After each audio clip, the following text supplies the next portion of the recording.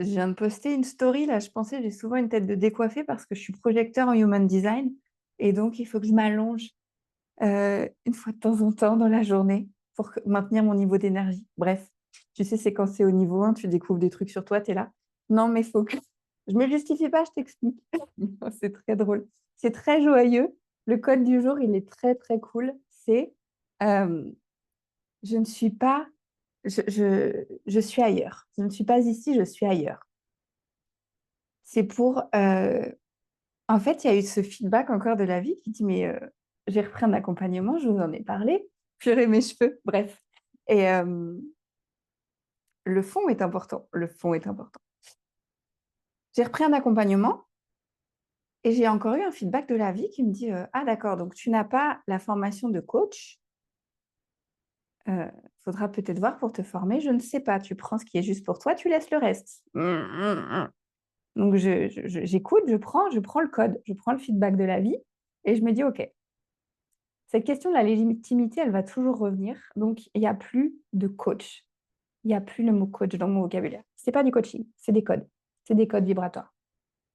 Grâce à ce feedback de peut-être que tu n'es pas ici, tu es ailleurs.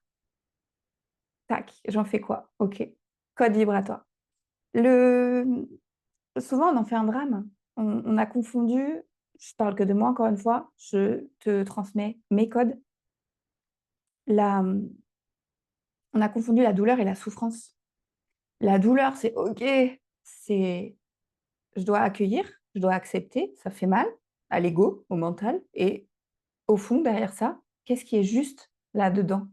Qu'est-ce qui est juste au fond dans ce qui vient d'être dit, dans le feedback que je viens de recevoir? Ok, il y aura toujours ce problème de légitimité. Et au fond, est-ce que je suis dans le coaching ou je suis dans ailleurs? Parce que le coaching, comme je le perçois aujourd'hui, maintenant, après tout ce cheminement, là, ça fait 5 ans que j'enchaîne les formations plutôt en autonomie à mon rythme, sur les plateformes. Là, les gens, ils ont fait leur programme et hop. Et, euh, et l'accompagnement, voilà, le coaching où la personne, bah, elle croit encore un peu qu'elle doit t'aider, quoi, t'accompagner, alors que depuis toujours, on a dû se débrouiller un peu toute seule. Et du coup, tu as cette souveraineté, cette force à l'intérieur de toi où tu n'as pas envie qu'on vienne te dire. En plus, moi, je sais pas vous, mais j'ai très, très du mal à demander de l'aide parce que avant de me rencontrer, avant mon individuation, qui est toujours en chemin, euh, parce que on a tout de suite, on est limité par les projections de l'autre. Toujours cette phrase, le niveau où l'autre il s'est rencontré, ben, on n'ira pas plus loin. Euh, donc, c'est très, très compliqué de demander de l'aide. Je note une idée parce qu'il y a tout qui pop-up. Donc, le code du jour, c'est OK, je suis ailleurs. Je suis ailleurs. Je sais pas, le monde du travail, le salariat. J'ai donné tout ce que j'ai pu. J'ai travaillé 10 ans, mais c'était très, très chouette. Moi, j'ai adoré ça.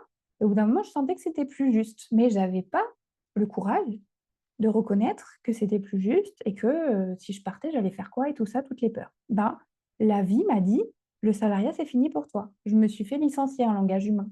Mais dans la vraie vérité de mon âme, il y avait déjà comme un accord de la co-création du oh, mais j'ai tellement plus envie d'être là, c'est tellement plus juste pour moi, comment je vais faire? J'ai tellement peur de partir. Est-ce que quelqu'un peut m'aider finalement à OK, licenciement, très bien.